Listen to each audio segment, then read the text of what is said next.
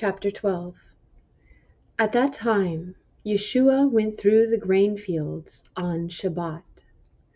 His disciples became hungry and began to pluck heads of grain and eat them. But when the Pharisees saw this, they said to him, "Look, your disciples are doing what is not permitted on Shabbat." But he said to them, "Haven't you read what David did when he became hungry, and those with him?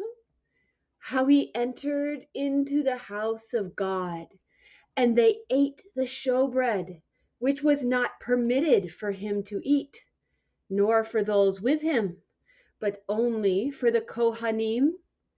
Or haven't you read in the Torah that on Shabbat the Kohanim in the temple break Shabbat and yet are innocent? But I tell you that something greater than the temple is here. If you had known what this means, I desire mercy and not sacrifice, you wouldn't have condemned the innocent. For the Son of Man is Lord of Shabbat. Leaving from there, he went into their synagogue. A man with a withered hand was there, and so that they might accuse him, they questioned Yeshua, saying, "Is it permitted to heal on Shabbat?" He said to them, "What man among you will not grab his sheep and lift it out if it falls into a pit on Shabbat? How much more valuable, then, is a man than a sheep? Therefore, it is permitted to do good on Shabbat." Then he said to the man, "Stretch out your hand." And he stretched it out, and it was restored, as healthy as the other. But the Pharisees went out and plotted against him, how they might destroy him. Knowing this, Yeshua went away from there, and large crowds followed him, and he healed them all. And he sternly warned them not to make him known. This was to fulfill what was spoken through Isaiah the prophet, saying, "Here is my servant whom I choose, the one I love, in whom my soul takes delight. I will put my ruach upon him, and he shall proclaim justice to the nations. He will not quarrel or cry out, nor will anyone hear his voice in the streets. A crushed reed he will not break, and a smoldering wick he will not snuff out, until he brings forth justice to victory, and in his name the nations shall hope." Then a demon-plagued man, who was blind and mute, was brought to Yeshua, and he healed him, so that he spoke and saw. All the crowds were astounded, and saying, "Can this be Ben David? Can it?" But hearing this, the Pharisees said, "This fellow drives out demons only by Beelzebub, the ruler of demons." Knowing their thoughts, Yeshua said to them, "Every kingdom divided against itself is destroyed, and every city or house divided against itself will not stand. If Satan drives out Satan, he is divided against himself. How then will his kingdom stand? And if I drive out demons by Beelzebul, by whom do your sons drive them out?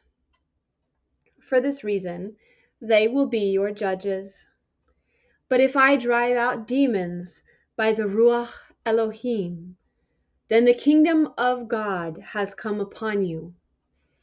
Or how can one enter a strong man's house and carry off his property, unless he first ties up the strong man?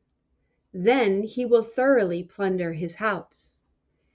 He who is not with me is against me, and he who does not gather with me scatters. For this reason I say to you, every sin and blasphemy will be forgiven men, but blasphemy against the Ruach will not be forgiven.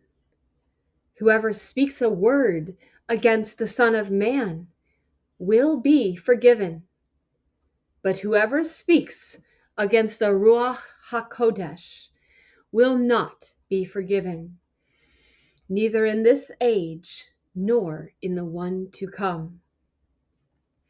Either make the tree good and its fruit good, or else make the tree rotten and its fruit rotten, for the tree is known by its fruit.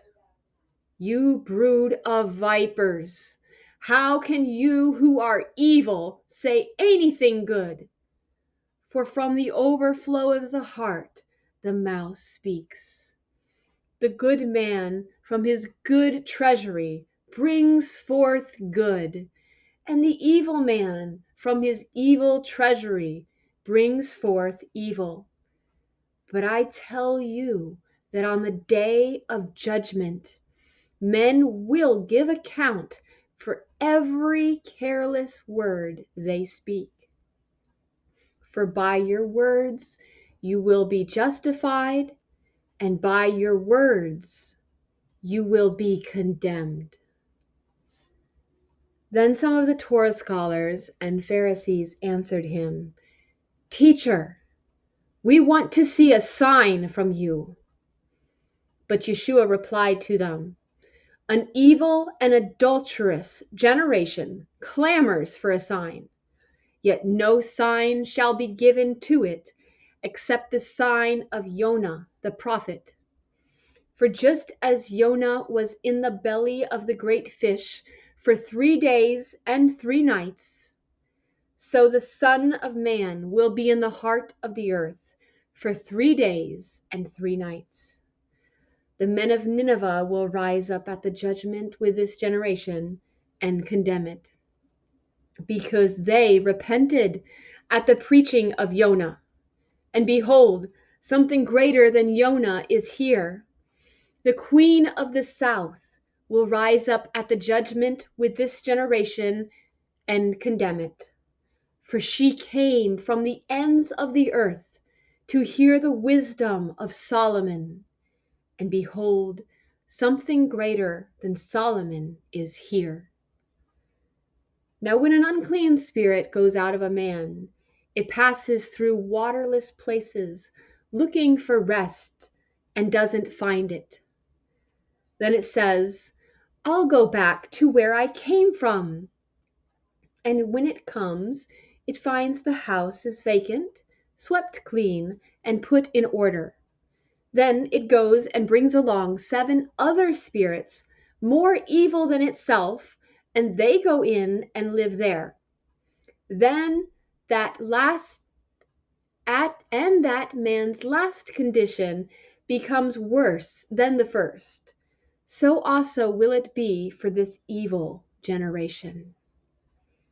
While Yeshua was still speaking to the crowds, his mother and brothers were standing outside, trying to speak to him. Someone said to him, Look, your mother and brothers are standing outside, trying to speak to you. But to the one telling him this, Yeshua responded, Who is my mother and who are my brothers?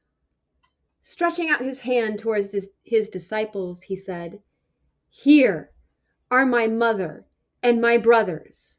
For whoever does the will of my Father in heaven, he is my brother and sister and mother.